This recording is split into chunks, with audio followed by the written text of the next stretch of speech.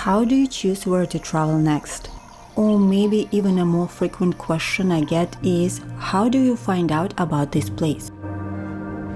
Sometimes the person who asks this question rushes to answer it himself. Do you see somebody on Instagram raving about this location?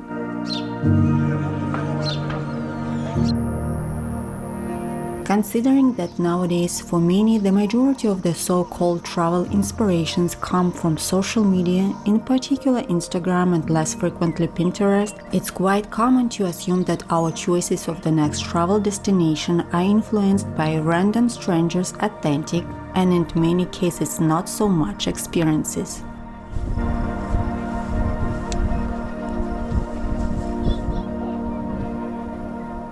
This is not exactly the case when I pick a destination for us to travel to next.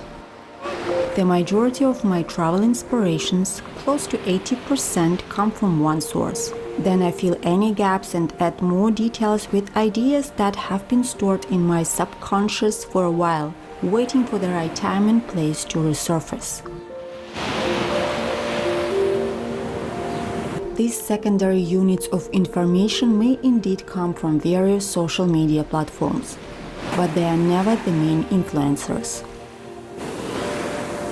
In general, I draw my travel inspirations from 3 sources. I'll go in the reverse order, starting with the least popular to the favorite ways to choose my next travel destination. Pictures. Instagram is in essence a platform to share images and videos in order to inspire. I like to browse through beautiful pictures. I share them on my Instagram page as well. But for the most part, the images on social media don't inspire or initiate a planning process for my next trip. I enjoy and appreciate them, but never jump on a plane right away to see that particular place, let alone look for the most Instagrammable streets in London or Rome. With that being said, pictures in magazines or books have a deeper imprint on my subconscious. At one point, I was so impressed with the picture of the Byoda-in temple on Oahu that I cut it out and glued it on my vision board. At that time, I didn't know where that place was and didn't even bother to remember the name. I wanted to see something similar, sometime in the future, somewhere in the world.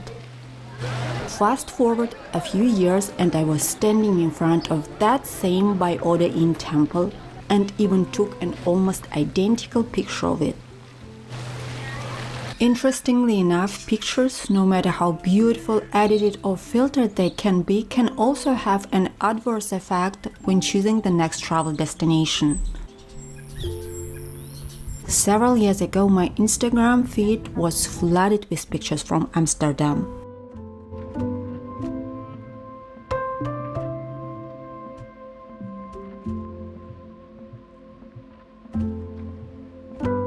I'd never been to the Netherlands before.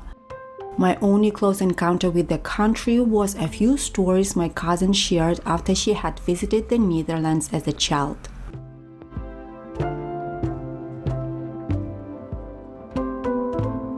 I acknowledged the beauty of the city as it was shown in those pictures, but none of them triggered an emotional response. On the contrary, the more pictures of Amsterdam I saw, the less I wanted to choose it as my next travel destination. When I finally traveled to the Dutch capital, a trip not really planned, I was smitten. Amsterdam looks sort of one-dimensional in pictures.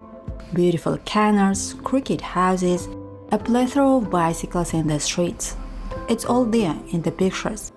But the spirit of the city you get to feel by walking in those streets is missing. I'm not even a city person, but now I'll go explore more of the capital of the Netherlands anytime I get a chance.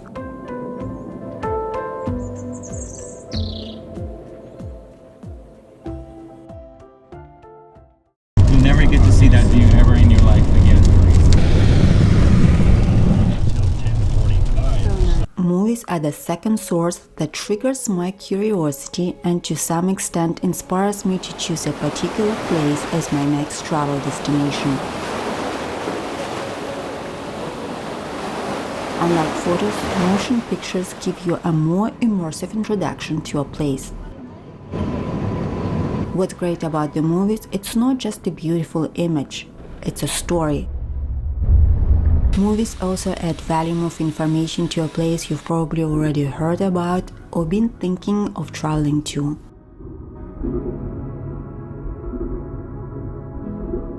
Now you pay even closer attention, add more mental reminders or those bullet points to your itinerary.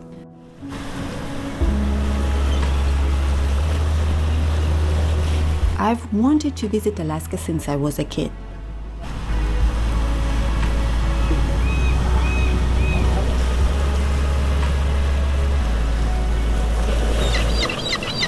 If you grew up in Eastern Europe, Jack London's novels were a part of your mandatory reading curriculum. Normally taking place in snowy wildernesses of Canada and Alaska, his stories are not the most uplifting, but I was hooked. Around the same time, an engrossing TV series about Alaska came out. I don't even remember its title now.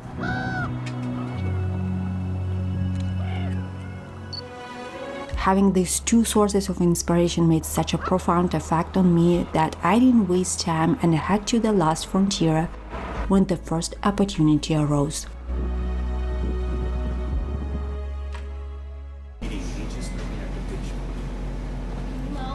Books are the main source I draw inspiration for my next trip.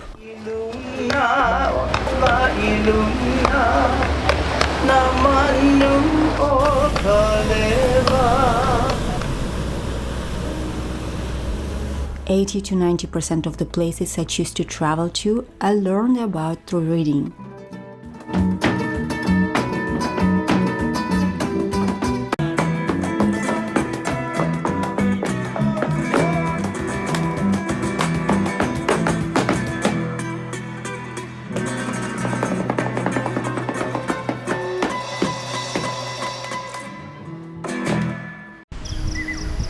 They say a picture is worth 1,000 words. I completely agree with that. But a visual image alone is not nearly sufficient for me to pick my next travel destination. There is a bigger story behind every place, and a picture can catch only a glimpse of it.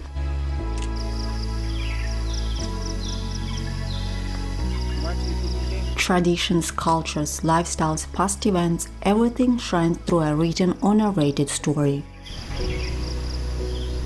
A writer doesn't sell you on that particular destination. She sets the mood of a novel or a non-fiction book, and through this verbal description you see the raw, unfiltered place that pictures are not always adept at capturing. Leprechauns. Leprechauns are everywhere. Like a local travel guide, a book opens the door to hidden nooks and crannies. It inspires you to go off the beaten path and see the place from a local's point of view.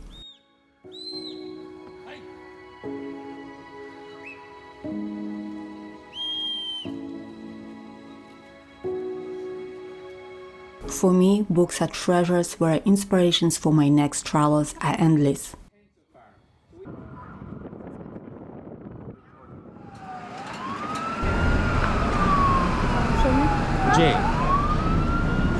A lot of people talk about practicality of travel, how to choose the right time, find affordable flights, hotels, etc. I do pay attention to all of this. No, I don't jump on the plane as soon as I find my new coveted travel destination. I store that place in the back of my mind, let it marinate, so to say. And when all other components of travel fall in place, I know exactly where I want to go and what I want to see and do there. Once I get the idea of where I want to travel next, mostly from the books, any pictures and stories that I come across later on fit into my travel plans like pieces of jigsaw puzzle. Caught behind Venetian blinds, Try to reach for the city lights. This ain't where I belong. Hey, look at me, man, what I've become. I've been running east, looking for sunset, digging deep since 99. What I thought was gone, sitting in my pocket in plain sight.